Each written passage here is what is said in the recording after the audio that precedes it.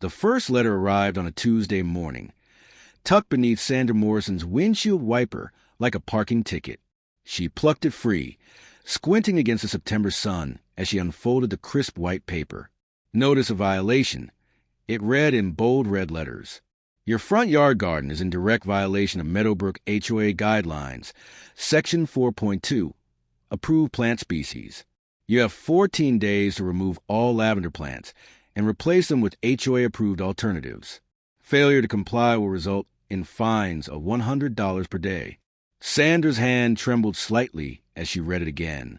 Her lavender garden, the one she'd spent 3 months planning, planting, and nurturing, the one that had finally started to bloom in gorgeous purple waves, attracting butterflies and bees from across the neighborhood, the one that reminded her of her grandmother's garden in Provence, where she spent the happiest summers of her childhood.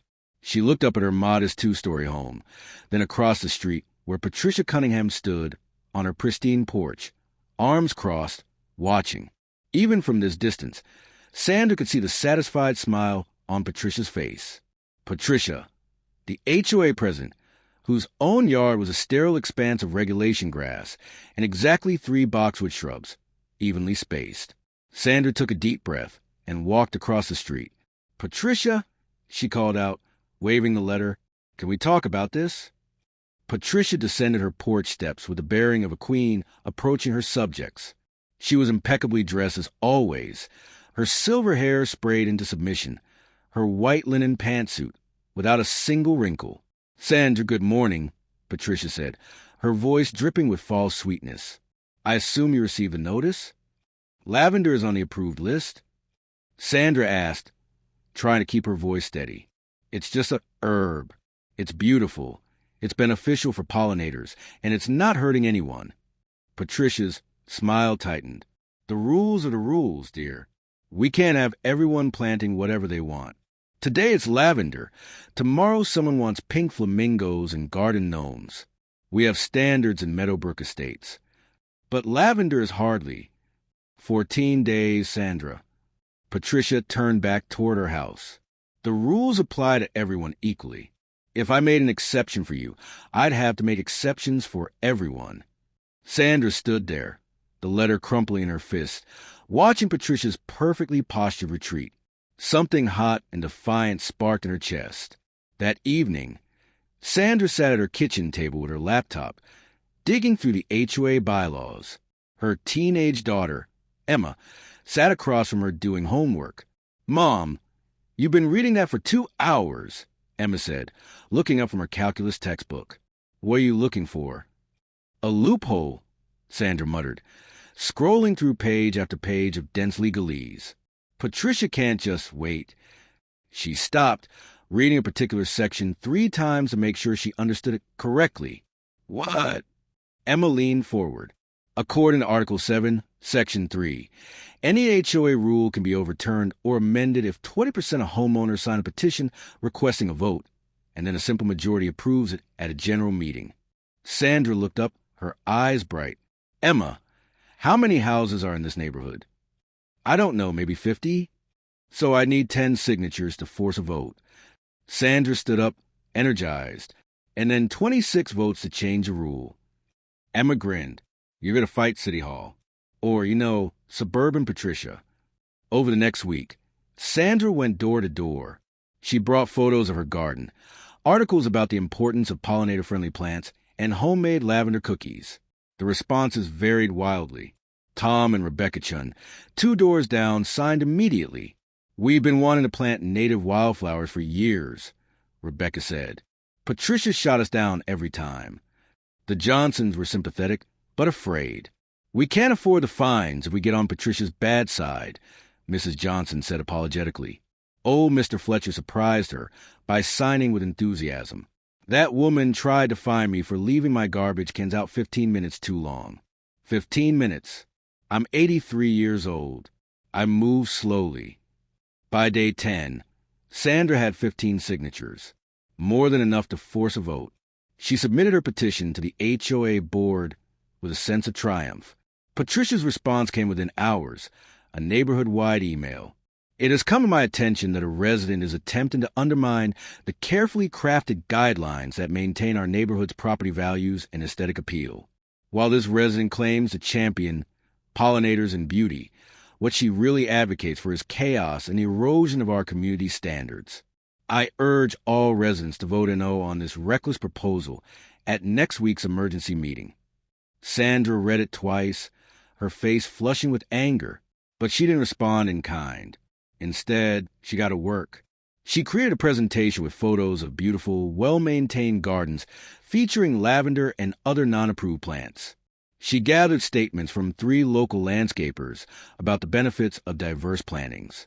She even got a letter from a botany professor at the nearby university explaining how HOA monoculture lawns were contributing to local bee population decline. The night before the meeting, Emma found her mother still awake at midnight, rehearsing her speech. "Mom," Emma said gently, "it's just lavender." Sandra looked up, and Emma was surprised to see tears in her mother's eyes. "It's not just lavender, sweetheart. It's about whether we live in a neighborhood or a dictatorship. It's about whether beauty and nature matter or just conformity." And honestly, Sandra smiled through her tears. "It's about your grandmother. When she died last year, I planted that lavender to remember her. Every time I smell it, I'm back in Province with her, and she's teaching me the names of flowers in French. And the world is full of purple and sunshine." She wiped her eyes. "Patricia wants me to rip out my memories and replace them with nothing, with emptiness that looks like everyone else's emptiness." Emma hugged her mother. "Then let's make sure everyone knows what they're really voting on." The community center was packed. Sandra hadn't expected this many people. But apparently neighborhood drama was compelling entertainment. Every seat was filled, with people lining the walls. Patricia sat at the head table with the other board members, looking confident and composed. She ran through the standard HOA business with brisk efficiency before finally acknowledging the petition. "We now come to the special matter. Mrs. Morrison wishes to speak about amending our plant guidelines. You have 10 minutes, Sandra." Sandra stood, her legs shaky, her presentation clicker-slick with sweat in her palm. But as she began to speak, something settled inside her. She told them about her grandmother. She showed them photos of her garden, and dozens of others like it, beautiful and vibrant.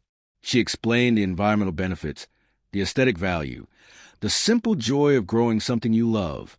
"I'm not asking for chaos," she said, looking around the room. "I'm asking for choice. For the freedom to plant something beautiful that harms no one and helps our local ecosystem. I'm asking us to be a community that values life and diversity, not just rigid conformity." When she finished, the room was silent for a long moment. Then Tom Chin started clapping. Rebecca joined him. Within seconds, half the room was applauding. Patricia's face had gone rigid. "Yes, very moving. However, property values." "I'm a real estate agent," interrupted a woman Sandra didn't know well, standing up. "And I can tell you that diverse, beautiful landscaping increases property values. Sterile, identical lawns? Not so much anymore. Buyers want character." Others began speaking up. Mr. Fletcher talked about the tyranny of petty rules. A young mother spoke about wanting her children to see butterflies. Even some people Sandra thought would oppose her stood to voice support. When Patricia finally called for the vote, Sandra held her breath, all in favor of amending the plant guidelines to allow a broader range of species, subject to reasonable maintenance standards. Hands rose across the room. Sandra counted frantically. 28, 29, 30. Those opposed. Patricia's hand shot up, along with perhaps a dozen others. Patricia's mouth became a thin, tight line. "The motion passes," she said, her voice strained. "The board will draft amended guidelines within 30 days. The room erupted in chatter. People crowded around Sandra, congratulating her, asking about plants, sharing their own garden dreams. In the chaos, Sandra saw Patricia gather her papers and slip out a side door, her spine rigid with fury. 3 weeks later, Sandra stood in her front yard in the early evening light, watching bees drift lazily between lavender blooms. The scent was intoxicating, sweet and herbal and full of memory. Across the street, Patricia's lawn remained perfectly manicured and utterly lifeless. But next door to Patricia, the Chens had started planting wildflowers. 2 houses down, someone was installing a butterfly garden. Even old Mr. Fletcher had put in some cheerful daisies. Emma came out to join her mother, slipping an arm around her waist. "Grandma will be proud," she said softly. Sandra smiled, breathing in the lavender-scented air. "Yeah," she said, "she really would." In the distance, a monarch butterfly danced from bloom to bloom, painting the air with orange and black wings. And for the first time in months, Sandra felt something settle in her chest. Not just victory, but peace. The lavender would stay, the memories would stay, and Meadowbrook Estates would bloom.